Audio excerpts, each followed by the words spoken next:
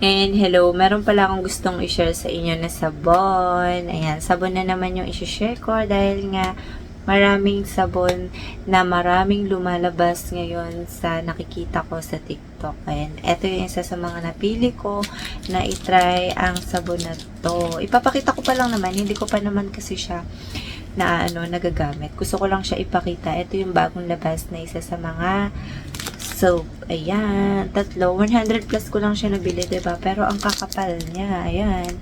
Ang grams ata nito ay 125 grams, diba? Ang kapal. Tas tatlo, nabili ko to ng 129 pesos.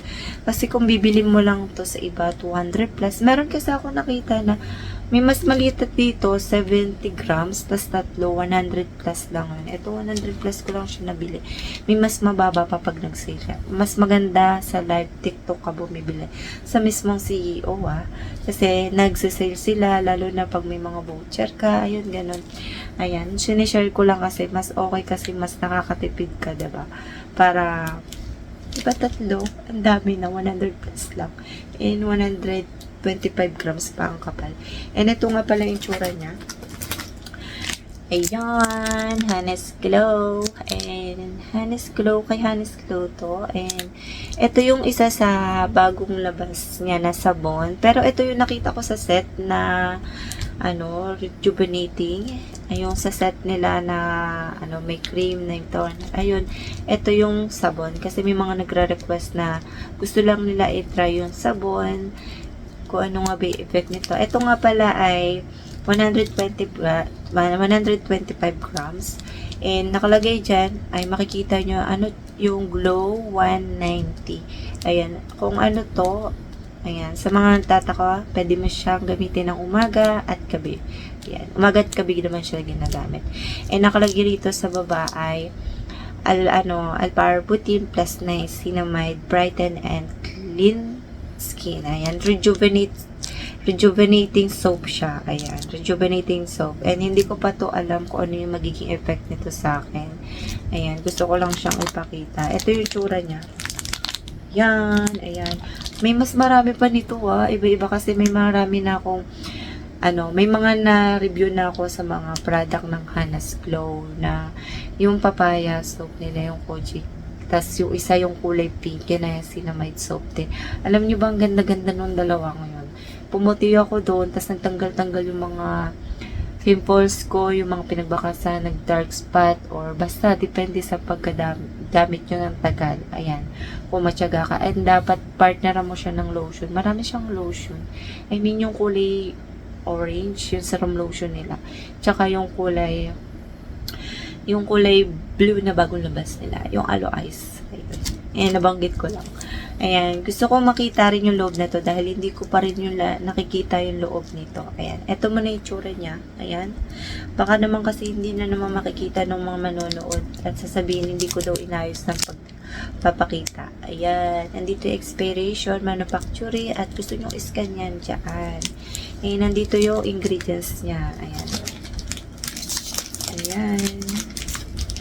Ayan, ito yung ingredients niya. At paano gamitin? Siyempre, alam nyo na kung paano gamitin ang soap. Ayan. Kung gusto nyo makita yung ingredients, ilalagay ko dyan. Ayan, sa mga gusto mag-try.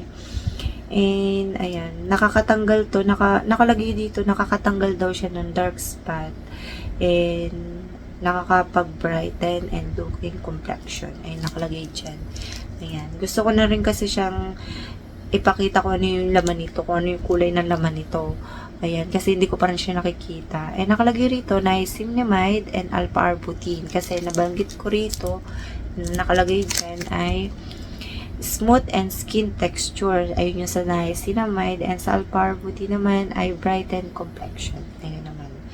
And, ayan, gusto ko na siyang buksan. Ipapakita ko ano yung tsura nito. Ayan, batigan. Ayan, kulay blue din siya. Kubla, ayan, bango ng amoy. Akala ko pare siya dun sa aloe ice na amoy. Ay, tsura. Ito siya. Ang laki, diba? Ang laki. Medyo napipipipi na dahil siguro sa deliver. Wala siyang nakatatak. Siguro mas okay na may tatak siya na kahit na eto, low 190. Ayan. Ayan. Ito yung tsura niya. Ang kapal, di ba? Ayan. Matigas siya, matigas. Ang bango niya. Super bango niya. At mukhang mag-enjoy na naman ako sa sabon ng Honest Glow. Ayan. Walang nakalagay dito na Honest Glow, pero sa Transform Skin siya. Ayan. Ayan. Simple lang. Wala siyang box na yung mga ganito kasi karaniwan sa ibang mga sabon ay may mga box. Ito sa kanya nasa plastic lang. Pero ano yung plastic na kulay pink? Kala ko kulay pink yung laman niya. Alam niyo, lagi kasi ako nag-aabang ng mga bagong labas ng mga product dahil gusto ko siyang itry. Meron na naman ako nakita kasi gusto ko siyang itry. Ayan. And inaabang ako kasi and nakaabang ako sa mga ganito, tapos medyo matagal nilang ilabas. Meron ako nakita pang ibang na ilalabas ng ng Honest Glow na mga product, and inaabangan ko talaga yun. And maganda naman kasi yung mga effect nila sa akin kaya yung mga iba nakita ko talaga yung mga ibang review katulad ng yung kulay orange nilang mayroon din ako nun review yung serum lotion nila. Ayan. May nakita ko as in pumuti talaga. And ayun, basta kung consistent ka maggamit ng product, wag yung parang saglit lang. Kasi yung iba kasi nagre-reklamo, bakit after 1 week sa kanya okay? Depende kasi yun sa skin ng kulay skin mo. Halimbawa, super dark ka, tapos nag-expect ka na maputi 1 week pa lang, hindi nag-effect. Hindi naman kasi ganun kadali. Ayan, depende naman kasi. Ayan, katulad ko, maputi naman ako. Pero ito ayan, hindi naman kasi lahat sa akin maputi. Yan. Yan. Kahit naman sa binti ko kalakalahati, ayan lang naman ang mga mapuputi sa akin. Ayan, tsaka sa face ko. Wala nga pala akong nakalagay sa face ko pag ako nagre-review ng product. Ayan. Ayan, yan ang face ko, makintab. Kung ano nga ba yung ginagamit ko, wala akong ginagamit. Kundi, ang mga sabon ko, ano yung mga sabon na ginagamit ko, yun lang. Eh, naglalagay lang ako ng sunscreen sa umaga dahil importante yun. At uminom ka lang ng maraming tubig para yung skin mo ay hindi dry. Ayun. Kasi nakaka-dry din naman kasi kung puro Prada ka lang, tapos inom ka ng inom ng kahit anong capsule or kaya tapos kung di ka naman umiinom ng tubig, di ka naman nag-exercise, di ka naman maayos sa kumain ng gulay or putas, wala effect, or kaya, ayun. Yun lang yung sure ko. And see you next final nito kung kailan ko siya mapapahinal. And see you next vlog. Bye!